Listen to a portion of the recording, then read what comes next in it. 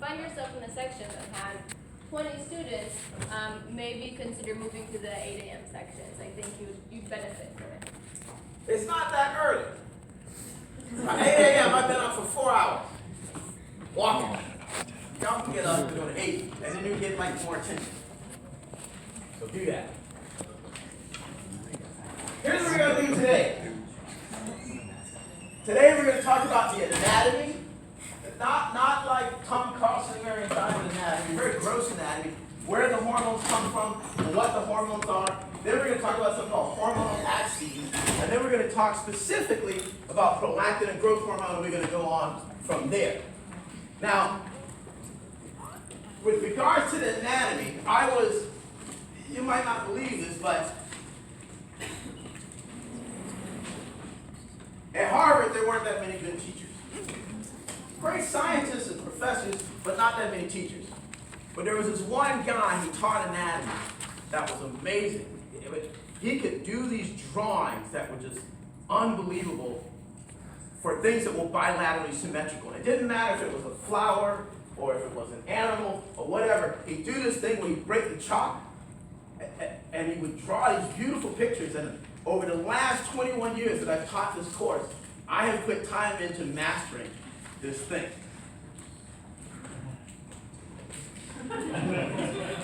Give it time. It's like a Da Vinci. Salvador Dali kind of thing.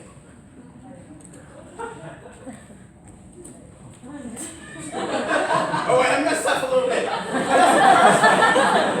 Because what we're going to do today is I'm going to walk you through. You got too many legs, don't worry about it. Because when you're up close to the board, you can't see. But I'm going to walk you through the endocrine glands and the hormones. And let me just be straight with you. Stop shaking. This is the most boring lecture of the most boring section of the course. And my GSIs every year, they go, don't say that. But I'm just being straight with you. If you stick with me through today, it's just going to be beautiful after this. In fact, this lecture today is so boring and so bad that last year, I cut it out of the syllabus altogether. But then I had this experience. Remember those life experiences I was telling you about? I had this experience a few months ago, 3 months ago, where I had to go to the emergency room, and it made me realize that I had to put this lecture back in.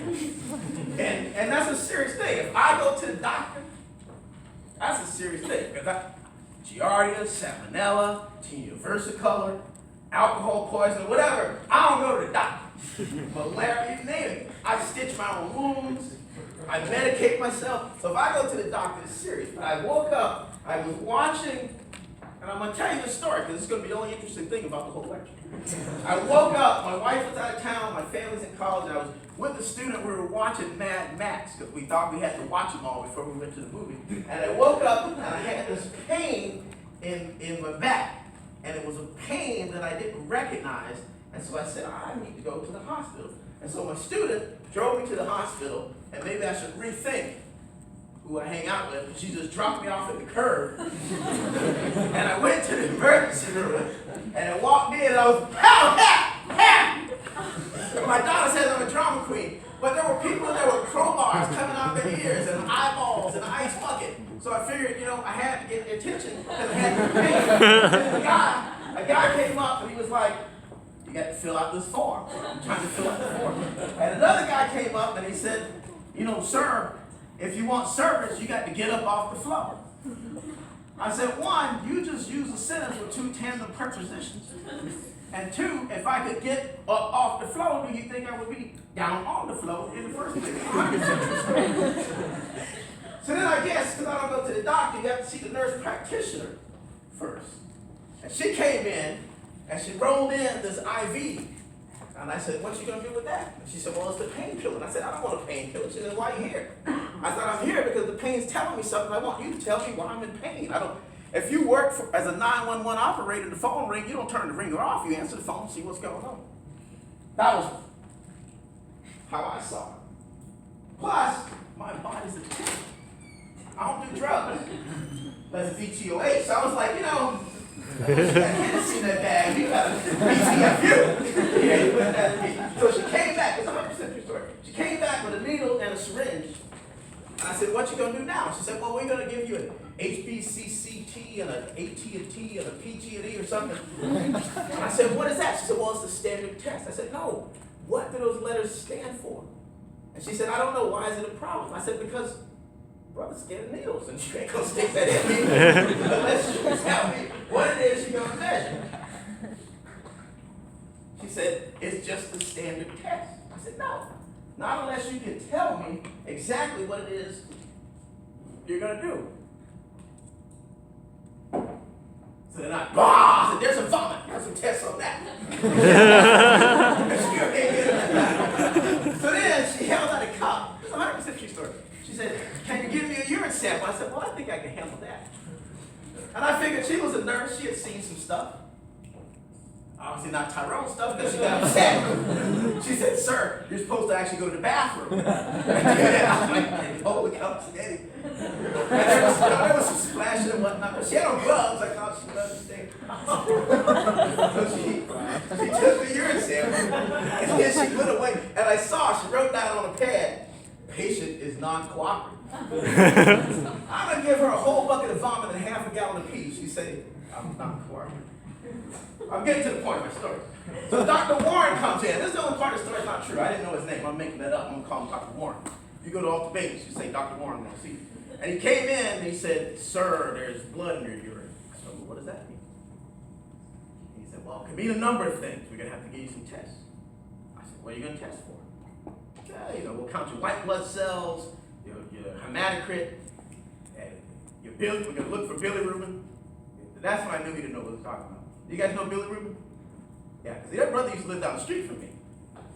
And he went to jail for a long time. So I'm like, if you're looking for Billy, you ain't going to find me by blood. So then he said the same thing. He said, we're going to give you a WBCU and an HB something. I asked him, I said, it's a 100% true story. I said, what does that mean?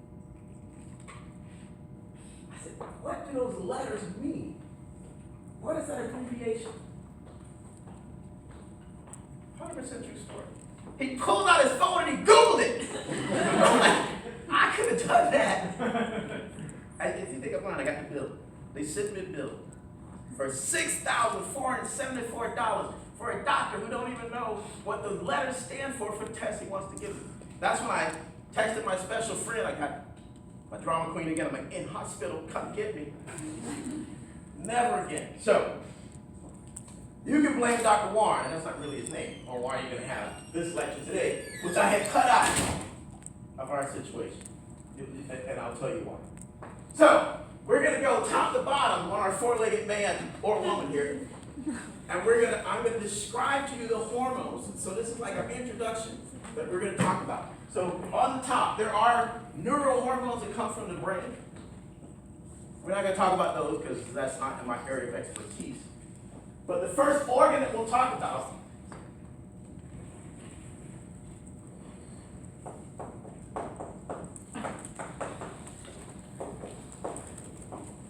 is the hypothalamus.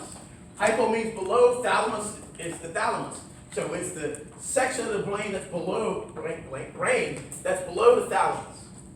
And there are a number of hormones, well, sort of hormones, that come from the hypothalamus. There's a hormone that we're going to call in this class GHRH. You see, you're not going to come at IV-137 and be a doctor and throw out abbreviations and not know what they mean. That's my point. That's why Dr. Warren is responsible, and that's not really his name. That's about the crazy black guy who was vomiting in garbage cans. You know what we're talking about if you go there. That's why you're going to know the abbreviations coming out of my class. Here's the reason that we're going to do this morning lecture again. GHRH is growth hormone releasing hormone.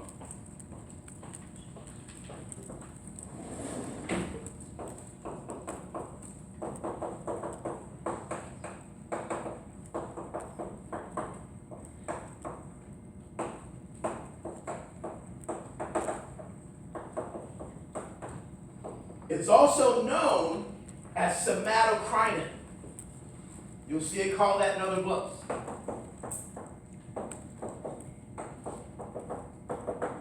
already told you that crime means secretion. Somato refers to somatotropin. We'll talk about it in a minute. So it's the hormone that stimulates secretion of somatotropin or growth hormone. We're good? There's another hormone out of the hypothalamus. And these are abbreviations that we're going to use. There are a few things that you'll have to memorize in my class. Most of them will come in the next couple of weeks. This is one. You have to know these letters. You have to, unlike Dr. Warren, you have to know what GHRH is. GHIH also comes out of there. That's growth hormone inhibiting hormone. Do I have to write that down or can I just say it? Just say it. Well, I gotta say it. Okay. Growth hormone inhibiting hormone. It's also called somatostatin. So it's the hormone that inhibits growth hormone release. So it's kind of yin to GHRH's yang, if you will. They kind of do opposite things.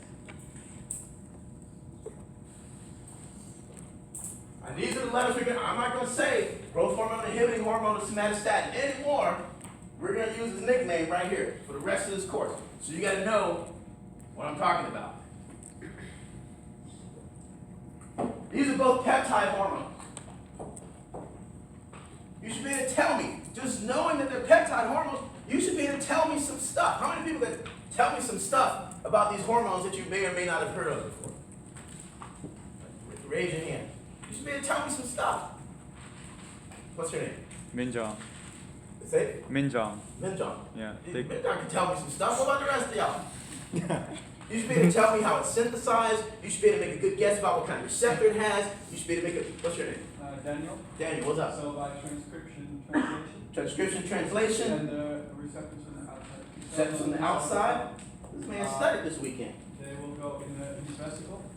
Uh-huh. When they release. And they don't have to carry them with them. Yeah. In the blood. We're going to talk all about that today. You have to study this weekend. This is not the kind of, well, maybe none of your classes, but this is not the class that you're going to do well in if you study the week of the exam. True. I spend probably 6.5 to 7 hours a week studying for a class that I've taught for 21 years. That should tell you how much time you should be spending. I've already told you stuff that you should be able to tell me. And the whole thing's cumulative. Who else had their hand up? Yes, what's your name? Dina, but I have a question Dina. on GHIH. When you say that it inhibits the growth hormone release, but it like acts on the hypothalamus, or it specifically acts on GHRH? We're going to get into that. That's a good question. It acts on the next organ that we're going to talk about to inhibit the release of growth hormone. That's the second half of lecture today. Excellent question. There's some other hormones that come out, and these are peptide hormones. That's why I underlined them. Another one that comes out is dopamine. I'm going to call it this.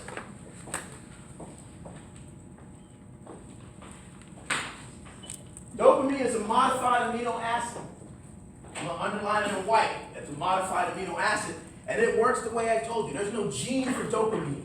It's synthesized biochemically. It has a cell surface receptor. It acts through second messengers. Fast action.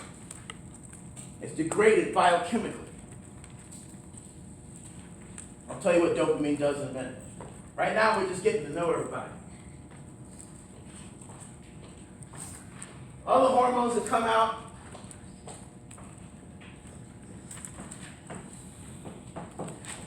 Another peptide hormone, GnRH.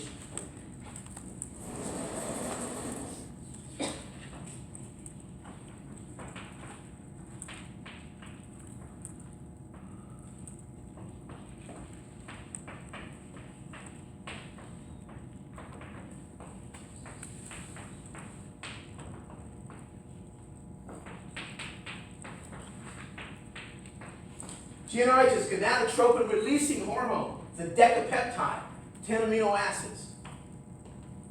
I'll tell you why I put the H in parentheses there in a minute. That's some old-fashioned stuff that I learned from old school professor of mine.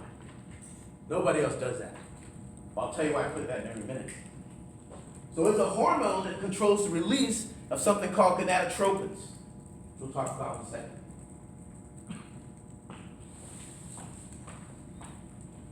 Another hormone that comes out of here is CRH. It's another protein hormone. That looks like an ant.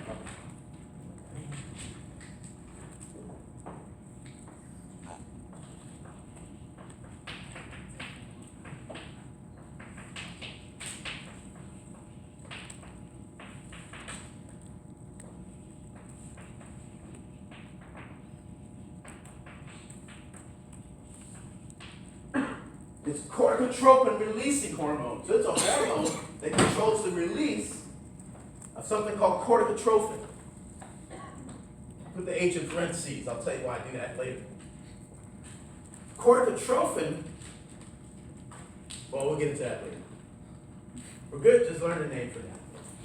There's another hormone that comes out of here called TRH.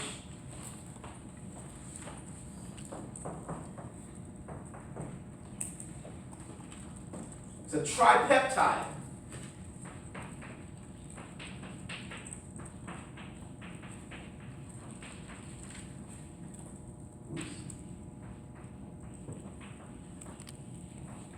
And it's thyrotrophin releasing hormone. I'm sorry, can you not see that?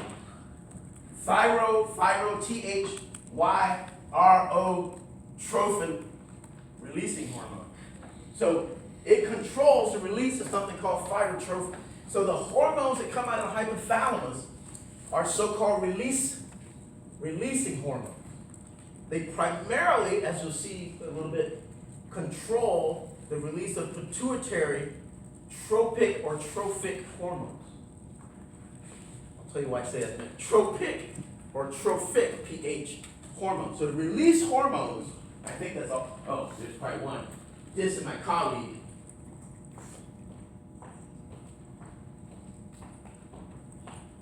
There's also, this comes out of hypothalamus, right? There's also a fairly recently discovered gonadotropin inhibiting hormone that comes out of the hypothalamus. And you can guess what it does. It's yin to GnRH's yang, if you will. Yeah, what's up in the back? Is it also a decapeptide? GnRH, I do not know the size of GnRH. I do not think it's a decapeptide. Does anybody know that? The GSIs? You know that? I do not know the size of it. I know that CRH is a big peptide, GnRH is a decapeptide, TRH is a tripeptide. I'm never going to ask you that. I just said it because I know it. I don't even know if it's relevant. I just happen to know it. So I spit it. Don't worry about it. Oh, and the hypothalamus, as I said, is just below the thalamus on our guy here. It kind of looks like that. But it's not that big. This isn't drum scale. Now, below the hypothalamus is a structure called the pituitary. Well, I shouldn't say it. Well, it's a structure, but it's not a, what's the word I'm looking for? It's not a single homologous structure. The pituitary, am I going too fast? If I go too fast, somebody stop me. Because it can happen. I get excited. I like this stuff. I live for this stuff. So the pituitary has two components. There's an anterior pituitary. So the pituitary is like more forward. I'm going to call it the anterior pituitary. I'm going to abbreviate it, pituitary. Pituitary means like phlegm. Because people, for some reason, used to think that, the snot that comes out of your nose, people used to think that it came from the pituitary. So they thought that the pituitary was the source of phlegm or snot, and you probably don't care about that, but that's where the name pituitary comes from, because they thought it was like the snot organ. It's also known as the adenohypophysis.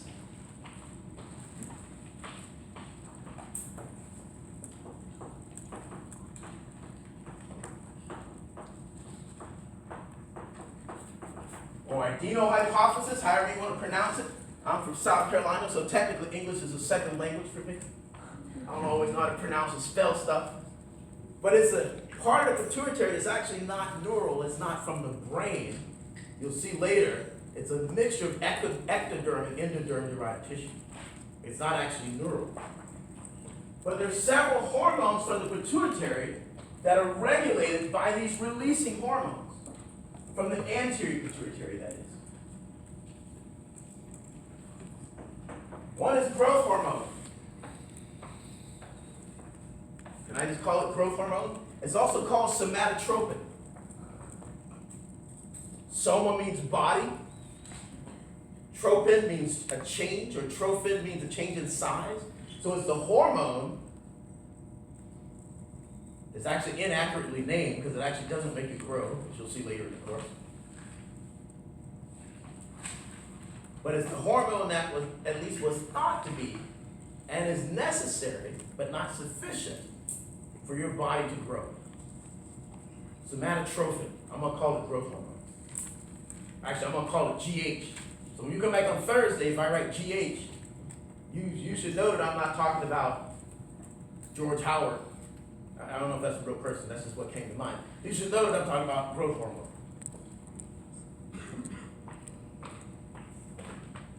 The anterior, here's the anterior pituitary. Looks like a pea. The anterior pituitary is also a source of prolactin. Oh, look at that. This is like non-erasable chalk.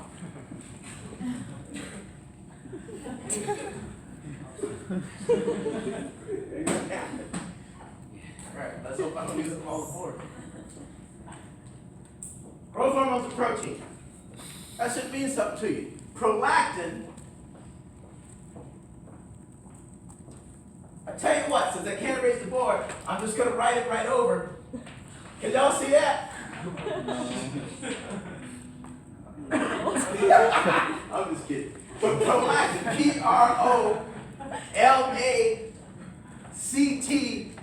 Prolactin, prolactin. Who knows what that word means? Pro means what? For. Lactin. Who knows what that means? Lactating. Yeah, so it's the milk hormone. Prolactin. So it's the hormone that's involved in mammary gland growth and production of milk. I'm going to call it PRL. It's a big protein. And now, this is important. If I say this is important, that means I'm going to ask you about it later. Prolactin and growth hormone are very similar in structure. What paper did they get for Friday? What's the paper? Oh, okay, so that's not funny. So prolactin and growth hormone are so similar that prolactin could make you grow, and you could use, who's ever heard of RBGH? What's RBGH? Okay, what's your name? Sarah. I'm going to pretend to try to learn all of your names. I'm going to do the best I can. Sarah. What's it used for? I'm not exactly sure, but it's to enlarge cows' gutters. Who else? Gutters? No, others. Oh, you said enlarge cows' gutters. All right. Who else has it? That's good. Who else? What do they use it for? What's It's your name? supposed to make the cows produce more milk. What's your name? Daniel. Daniel. Yeah, so they're interchangeable. Growth hormone and prolactin are so similar that prolactin can make you grow, and growth hormone can make you make more milk. I don't know why they use prolactin rather than growth hormone, but they're so similar, but they have different roles because it depends on when you're producing which hormone and when the receptors are available. But essentially, they can do the same things. Very similar. That's important for you.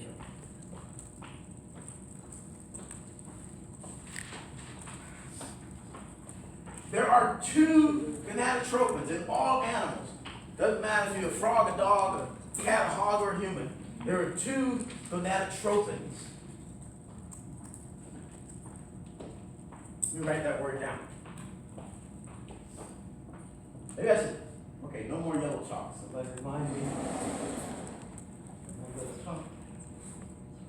Let me write it here.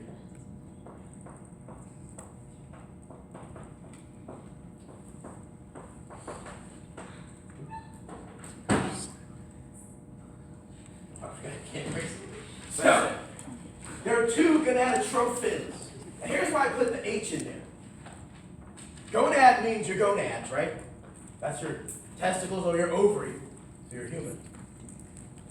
And way back in the day, they named hormones different things because of their function. Remember, hormones are defined by function. So a gonadotropin, P-I-N, is gonadotropic. That means it changes the activity of the gonads, right? So gonadotropin is a hormone that changes the activity. It makes you make, as you'll see, more testosterone or more estrogen or progesterone or whatever. Gonadotrophic, with a PH, means it changes the size. So this hormone both changes the size, they didn't know it's the same hormone, right? But it changes both the size and the activity of the target organ. So two people might have thought they were studying two different pituitary hormones. One that was tropic, or changed the activity of the gonad, and one that was trophic, which changed the size of the gonad, but it turns out they're the same thing. Does that make sense? Tell me if I'm not making sense.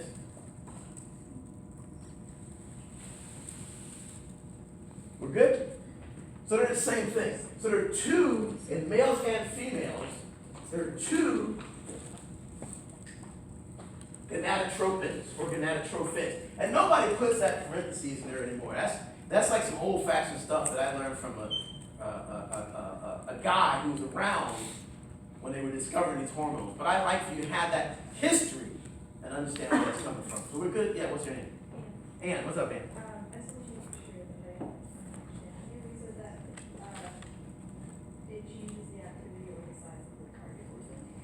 That's right. So in this case, a gonadotrophin changes both the size and the activity. So there are two of them, and they're named by their function in females. So there's one called FSH, and I'm running out of boards with my yellow chalk. So can I just tell you what FSH is? And you stop me if you don't know what I'm talking about. FSH is follicle, F-O-L-L, ickle, I-C-L-E, stimulating, I'm going to spell that for you, hormone. Follicle stimulating hormone, and it's named because it stimulates the growth and activity of the ovarian follicles in females, women, since we're talking about humans. In males, it also stimulates the Sertoli cells in the testes to make testosterone and some other stuff we'll talk about later. Follicle stimulating hormone. So it's in males, but it's named for what it does in females. So every month for the first 14 days, FSH is stimulating your follicles to ripen and develop a mature egg. We're good?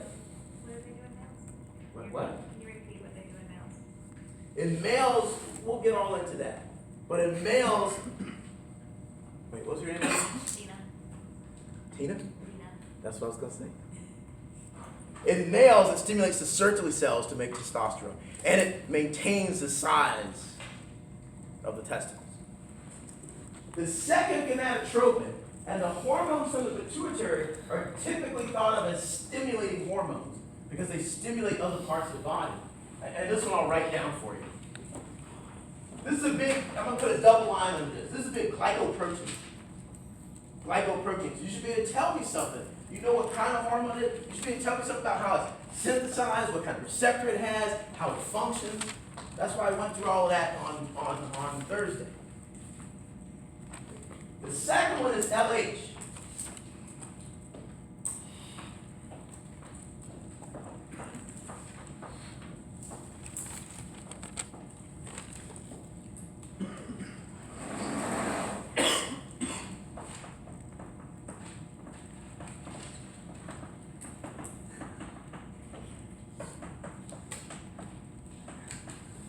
And again, it has a role in males, but LH is named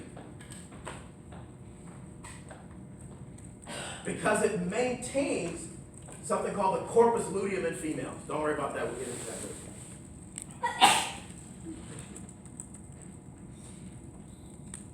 Corpus luteum means yellow bodies. Don't worry about that, we'll get into that later. But it's in males as well. and it's a gonadotropin, and it's a big glycoprotein.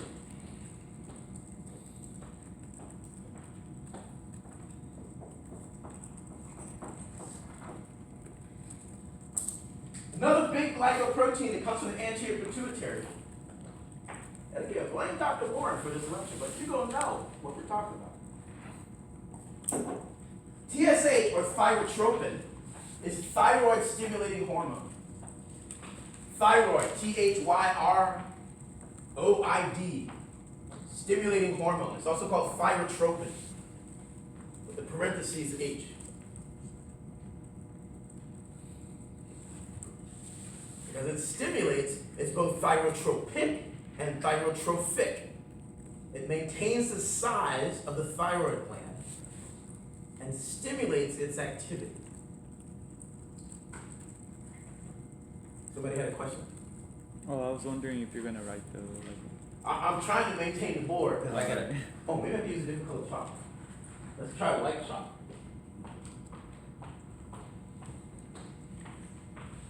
Excuse me, Professor. Yeah, what? Try the other side of the eraser. I tried both sides. Oh. Yep, that's a good suggestion, but I did try both sides. I think the yellow chalk.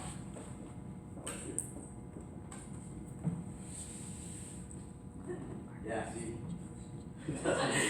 I could try it on the head. But that was a good suggestion. Yeah. So TSH is thyroid.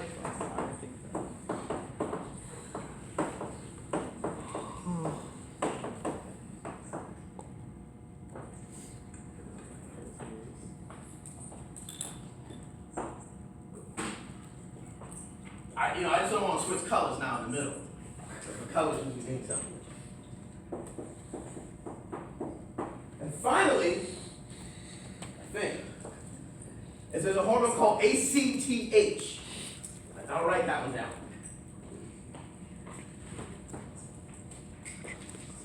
It's a protein.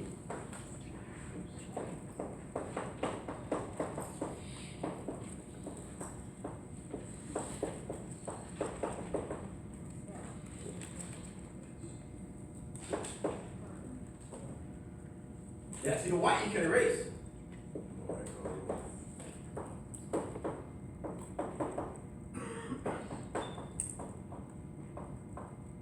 ACTH is adrenal